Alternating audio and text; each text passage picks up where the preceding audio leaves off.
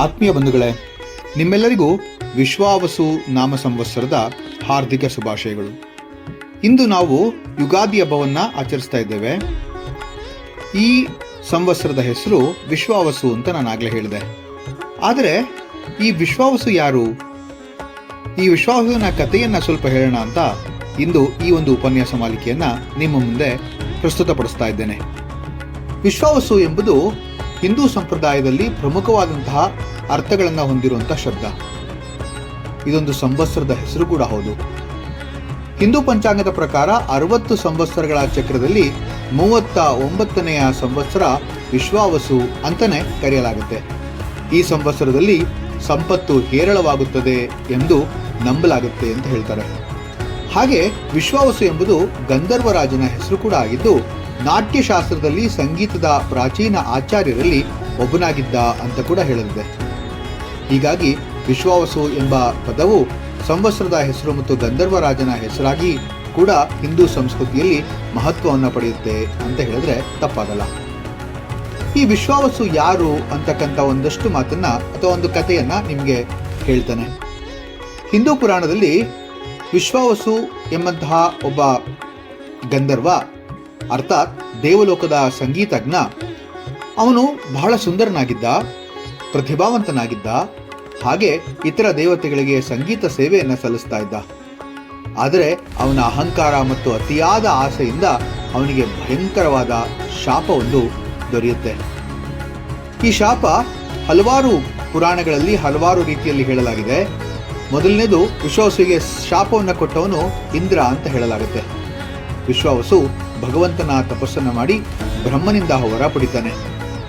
ಈ ಪ್ರಕಾರ ಅವನಿಗೆ ಅವನ ಶಿರಸ್ಸು ಅಂದರೆ ತಲೆ ಅವನ ದೇಹದೊಳಗೆ ಹೊರಟೋಗುತ್ತೆ. ಅವನು ಅಮರನಾದಂತೆ ಅವನಿಗೆ ಅನಿಸುತ್ತೆ. ಇದರಿಂದ ಅವನು ಅಹಂಕಾರಿಯಾಗಿ ದೇವತೆಗಳನ್ನು ಪೀಡಿಸೋದಕ್ಕೆ ಪ್ರಾರಂಭಿಸ್ತಾನೆ. ಇದನ್ನು ಕಂಡಂತ ಇಂದ್ರ ತನ್ನ ವಜ್ರಾಯುಧದಿಂದ ಅವನ ತಲೆಯನ್ನೇ ಅವನ ದೇಹದೊಳಗೆ ತುಳಿದು ಹಾಕ್ಬಿಡ್ತಾನೆ. ಇದರಿಂದ ವಿಶ್ವಾವಸು ಕಬಂಧ ಎಂಬಂತಹ ಭಯಾನಕ ಹೆಸರುಳ್ಳ ರಾಕ್ಷಸನಾಗ್ತಾನೆ. ಇನ್ನೊಂದು ಕಥೆಯಲ್ಲಿ ವಿಶ್ವಾವಸು ಒಬ್ಬ ಶಕ್ತಿಶಾಲಿ ಋಷಿಯ ಅಂದ್ರೆ ಅಷ್ಟಾವಕ್ರ ಮುನಿ ಅಂತ ಹೇಳಿದಂಗೆ ಓದ್ದಂಗೆ ಜ್ಞಾಪಕ ನನಗೆ. ಅಷ್ಟಾವಕ್ರ ಮುನಿಯ ಅವಮಾನವನ್ನು ಮಾಡ್ತಾನೆ. ಹಾಗಾಗಿ ಆ ಮುನಿಯ ಶಾಪದಿಂದ ಅವನು ತನ್ನ ದಿವ್ಯ ರೂಪವನ್ನ ಕಳೆದುಕೊಂಡು ಭಯಾನಕ ರಾಕ್ಷಸನಾಗ್ತಾನೆ.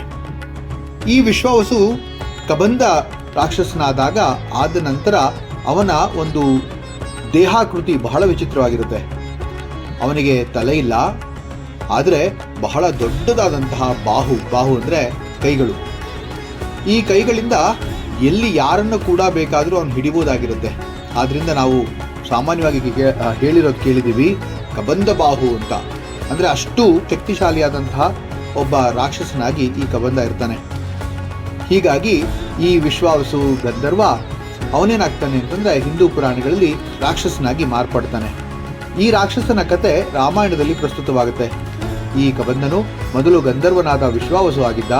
ಅವನ ಶಾಪದಿಂದ ರಾಕ್ಷಸನಾಗಿ ಮಾರ್ಪಟ್ಟಿದ್ದು ರಾಮನ ಸಹಾಯದಿಂದ ಮತ್ತೆ ತನ್ನ ಮೂಲ ರೂಪವನ್ನು ಪಡಿತಾನೆ ಅಂತ ಹೇಳೋದು ಕೂಡ ಇದೆ. ಈ ಕಬಂಧ ಮತ್ತೆ ರಾಮನ ಭೇಟಿ ಹೇಗಾಯ್ತು, ಅದೇ ಒಂದು ಬಹಳ ಸುಂದರವಾದಂತಹ ಒಂದು ಕತೆ.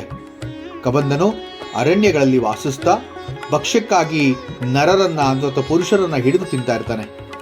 ಒಮ್ಮೆ ರಾಮ ಮತ್ತೆ ಲಕ್ಷ್ಮಣ ಕಬಂಧುವಿನ ಮಾರ್ಗದಲ್ಲಿ ಬರ್ತಾ ಇರಬೇಕಾದ್ರೆ ತನ್ನ ದೀರ್ಘ ಭುಜಗಳಿಂದ ಅಂದ್ರೆ ಬಾಹುಗಳಿಂದ ಅವನು ರಾಮನನ್ನ ಹಿಡಿಯಲು ಪ್ರಯತ್ನಿಸ್ತಾನೆ.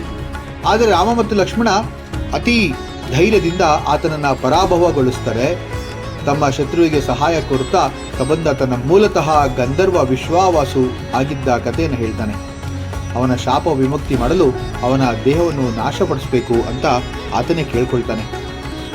ಹಾಗೆ ರಾಮ ಮತ್ತು ಲಕ್ಷ್ಮಣ ಕಬಂಧನ ಶರೀರವನ್ನ ಸುಟ್ಟಾಕ್ತಾರೆ. ಇದರಿಂದ ಮತ್ತೆ ಅವನು ತನ್ನ ಗಂಧರ್ವ ರೂಪವನ್ನು ಪಡ್ಕೊಳ್ತಾನೆ ಅಂತ ಹೇಳುವಂತಹ ಕತೆ ವಾಲ್ಮೀಕಿ ರಾಮಾಯಣದಲ್ಲೂ ಕೂಡ ಬರುತ್ತೆ. ತನ್ನನ್ನು ಮುಕ್ತಪಡಿಸಿದಂತಹ ರಾಮನಿಗೆ ವಿಶ್ವಾವಸು ಒಂದು ಉಪದೇಶವನ್ನು ನೀಡ್ತಾನೆ. ಸುಗ್ರೀವನ ಸಹಾಯವನ್ನು ಕೇಳೋದಕ್ಕೆ ರಾಮನನ್ನ ಕಿಷ್ಕಿಂಧೆಗೆ ಕಳಿಸಿದವನು ಇದೇ ವಿಶ್ವಾವಸು ಅಂದ್ರೆ ಕಬಂಧ. ಹಾಗೆ ಆತ ಅಲ್ಲಿ ರಾಮನಿಗೆ ಹನುಮಂತನ ಬಗ್ಗೆಯೂ ಕೂಡ ಒಂದಷ್ಟು ವಿಚಾರವನ್ನ ಹೇಳಿ ಆತನು ಅತ್ಯಂತ ಶಕ್ತಿಶಾಲಿ ಮತ್ತು ಪ್ರಾಮಾಣಿಕ ಸಹಾಯನಾಗ್ತಾನೆ. ನಿನ್ನ ಒಂದು ಕೆಲಸಕ್ಕೆ ಅವನು ತುಂಬ ಸಹಾಯವನ್ನು ಮಾಡ್ತಾನೆ ಅಂತ ಹೇಳಿ ಕಳಿಸುವಂತಹ ಮಾತು ಕೂಡ ಇದೆ. ಈ ರೀತಿ ಈ ಒಂದು ಕಬಂಧುವಿನ ಉಪದೇಶದಂತೆ ರಾಮ ವಾನರ ಸೇನೆಯ ನೆರವನ್ನು ಪಡೆಯಲು ಮುಂದಾಗ್ತಾನೆ. ಅದಾದ ನಂತರ ನಿಮಗೆ ಎಲ್ಲರಿಗೂ ಗೊತ್ತಿರುವಂತಹ ರಾಮಾಯಣದ ಕತೆ ನಡೆಯುತ್ತೆ. ವಿಶ್ವಾವಸು ಕಬಂಧನ ಕತೆ ರಾಮಾಯಣದಲ್ಲಿ ಒಂದು ಪ್ರಮುಖ ಅಧ್ಯಾಯವಾಗಿದೆ. ಶಾಪಿತ ವ್ಯಕ್ತಿಯು ಕೂಡ ದೈವಿ ಕಾರ್ಯದಲ್ಲಿ ಸಹಾಯ ಮಾಡಬಹುದೆಂಬುದನ್ನು ಈ ಕತೆ ನಮಗೆ ಕಲಿಸುತ್ತೆ. ಶಾಪದಿಂದ ಬಂದ ಕಷ್ಟ ಸಹ ಅನುಕೂಲಕರವಾಗಿ ಹೇಗೆ ಪರಿವರ್ತನೆಗೊಳಿಸ್ಕೋಬೇಕು ಎಂಬಂತಹ ಸಂದೇಶ ಕೂಡ ಈ ಒಂದು ಕಥೆಯಲ್ಲಿ ಇದೆ. ಆದ್ದರಿಂದ ಈ ಒಂದು ಕಬಂಧುವಿನ ಒಂದು ಕಥೆಯೇ ಆತನೇ ವಿಶ್ವಾವಸು ಅಂತ ಹೇಳ್ತಕ್ಕಂತಹ ಒಂದು ಮಾತು ಕೂಡ ಇದೆ. ಆದರೆ ಹಿಂದೂ ಪುರಾಣದಲ್ಲಿ ಇದೇ ವಿಶ್ವಾವಸು ಈ ಒಂದು ಸಂವತ್ಸರದ ಒಂದು ಕಾರಣೀಭೂತ ಪುರುಷ ಅಂತ ಹೇಳೋದು ಇಲ್ಲ. ಎಷ್ಟೋ ಜನ ಈತನೇ ಬೇರೆ, ಆದರೆ ಈಗ ಸಂವತ್ಸರದ ಒಂದು ಹೇಳುವಂತಹ ವಿಶ್ವಾವಸುವಿನೇ ಬೇರೆ ಅಂತ ಹೇಳೋದು ಇದೆ. ಆದರೆ ಹಿಂದೂ ಪಂಚಾಂಗದ ಪ್ರಕಾರ 60 ಸಂವತ್ಸರಗಳಲ್ಲಿ ಈತನ ಹೆಸರು ಬರುತ್ತೆ ಅಂತ ಹೇಳಿದ್ರೆ ತಪ್ಪಾಗಲ್ಲ. ಆದರೆ ಈತನೇ ಅದೇ ಕಬಂಧುವಿನ ಒಂದು ಅವತಾರವನ್ನು ಪಡೆದವನೇ ಅಂತಕ್ಕಂಥ ಮಾತು ಸ್ವಲ್ಪ ಗೊಂದಲಕ್ಕೆ ಈಡು ಮಾಡಿಕೊಡುತ್ತೆ. ಗೊಂದಲದಲ್ಲೇ ಇದೆ ಅಂತ ಹೇಳಿದ್ರೆ ತಪ್ಪಾಗಲ್ಲ. ಆದರೆ ನಮಗೆ ಇಲ್ಲೊಂದು ಕತೆ ಸಿಕ್ತು. ಆ ಕತೆ ನಿಮ್ಮೆಲ್ಲರೂ ಕೂಡ ಇಷ್ಟ ಆಗಿದೆ ಅಂದ್ಕೊಳ್ತೀನಿ. ಮುಂದಿನ ಕಥೆಯೊಂದಿಗೆ ಮತ್ತೆ ಭೇಟಿ ಆಗ್ತೇನೆ. ನಮಸ್ಕಾರ.